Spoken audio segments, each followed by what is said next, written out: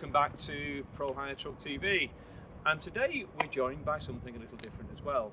And when we are talking about the world of alternative fuels and how we're going to go forward with these things, this is something that's very interesting.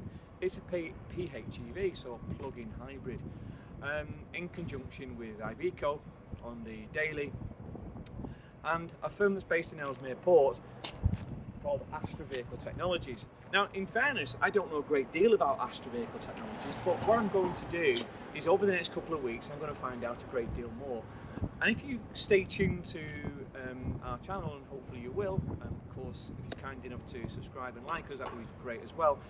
We're going to do a separate edition just about Astra Vehicle Technologies and to understand exactly how this vehicle works. So what we're going to do over the next short video is see how this vehicle can help you, and also we're going to take it for a run clearly and see exactly what we've got for our money.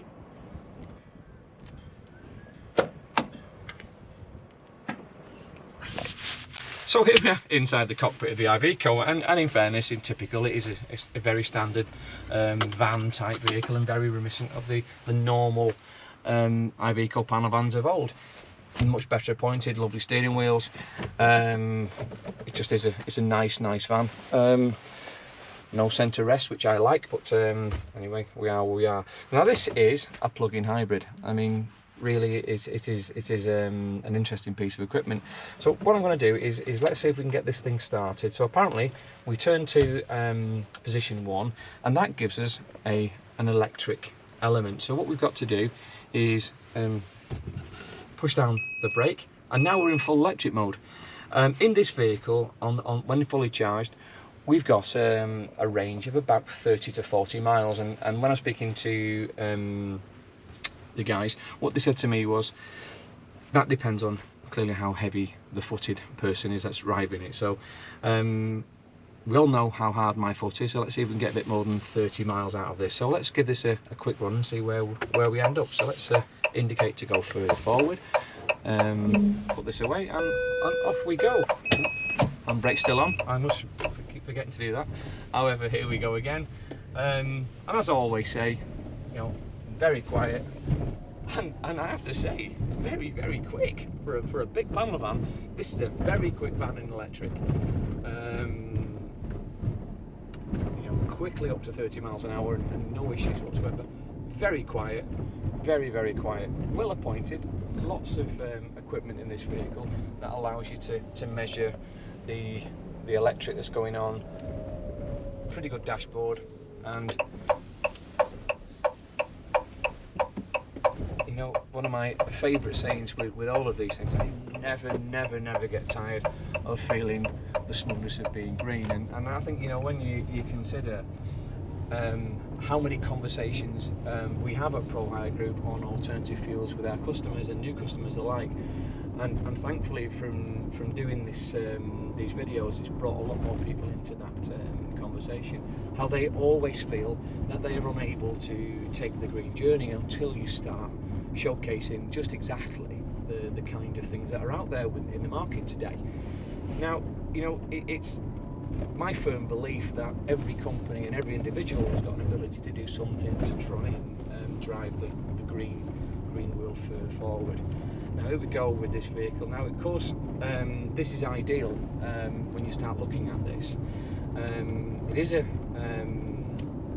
vehicle that's been modified by Atlas, or Astra, sorry. I mean, the idea behind it is we're working in conjunction with Guest Trucks, which are one of my favourite Iveco dealers, in fairness, because of the way that they are creative in all the things that they try and achieve with customers.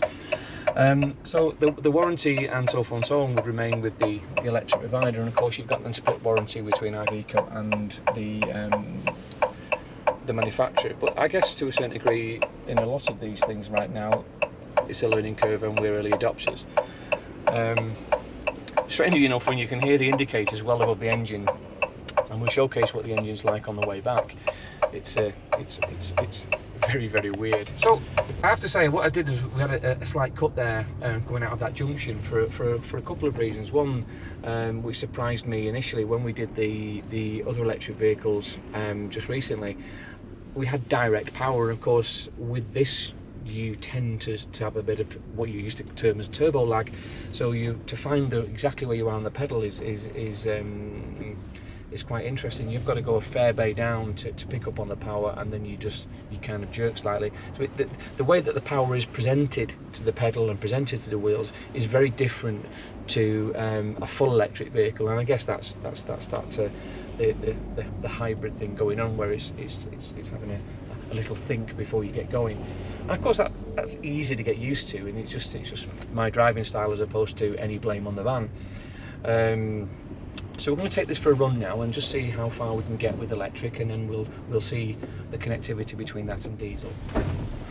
So we're carrying on down on electric, so I thought I'd just add a few more interesting comments in with this. I mean, to be fair, this range now moves out to up to 7.2 tonne daily, which is really interesting from a concept perspective. You know, where you can have a plug-in hybrid to that size, and if you really can get 40 miles, which is not bad, you know, it's really not bad at all on a vehicle of this size from the electric piece.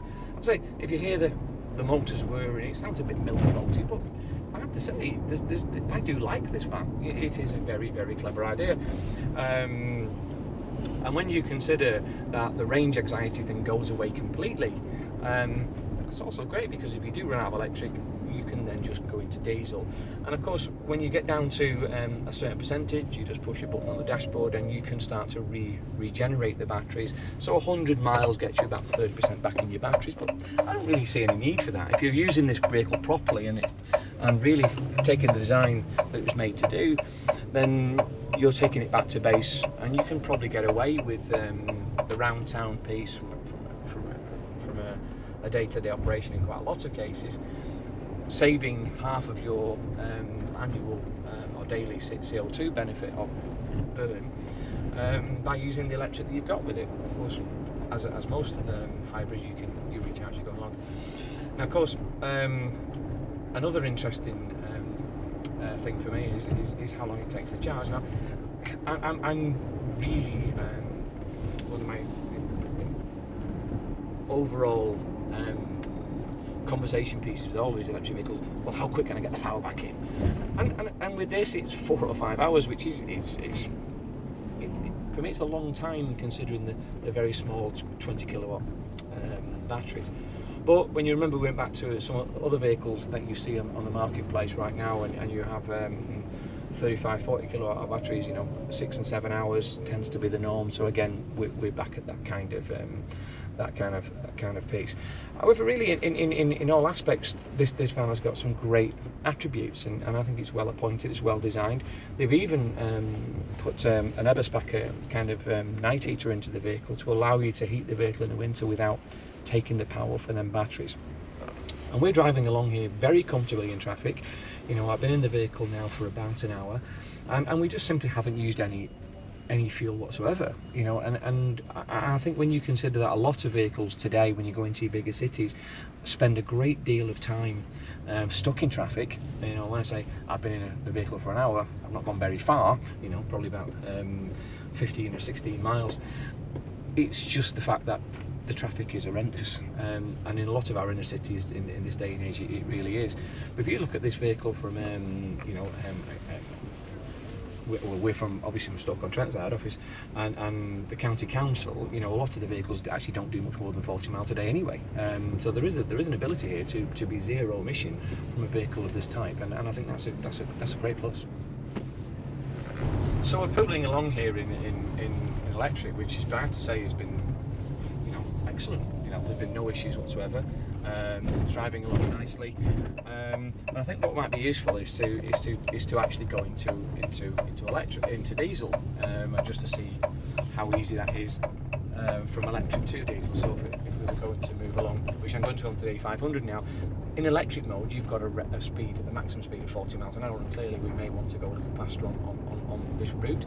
So I'm being led to believe if I dip the clutch, we should turn into a diesel vehicle. and lo and behold, we've turned into a standard diesel vehicle, which is seamless, and I was expecting that not to work and just to make a fool of myself, but clearly I'm very pleased I haven't. And this is now back to just a standard vehicle, which again, super impressive, works really easily. So all the things that I've been told today, you know, clearly work, and I guess it's exciting to see new things. It's exciting to see new opportunities, and this is for me one of the better alternatives to electric that I've seen up to now, and I guess in all of these things everybody is starting to get more and more involved in the future. And I know I keep talking about it, but the 2020 to 2030 is a decade of complete and utter change, and we've all got to sort of like play our part in this, and this is another way of involving yourself in so I dare to say, the pro-green revolution here at Prohire Group, where we spend a lot of our times now talking to customers about how they can develop their own green working relationships with the environment. So let's keep pushing this along. We'll try it in diesel and see how we go, and we'll head back to base. Right, so we're coming back now towards our head office here in the lovely Stoke-on-Trent, of course, but you know, we're down in the traffic, and it's doing something that I didn't actually know it would do. Of course, like, you only get to real feel for these things when you actually go out and drive them. When you're in traffic and you dip your clutch, it actually goes back to electric, which is great as long as you've got charging there. So you are maximising the ability to use your electricity constantly, which I think is it's pretty clever, you know. So I just wanted to share that with you guys, and just to let you know exactly how I feel about the vehicle. And I have to say, in all fairness, considering that this is an adapted vehicle as opposed to an OE, it's pretty decent.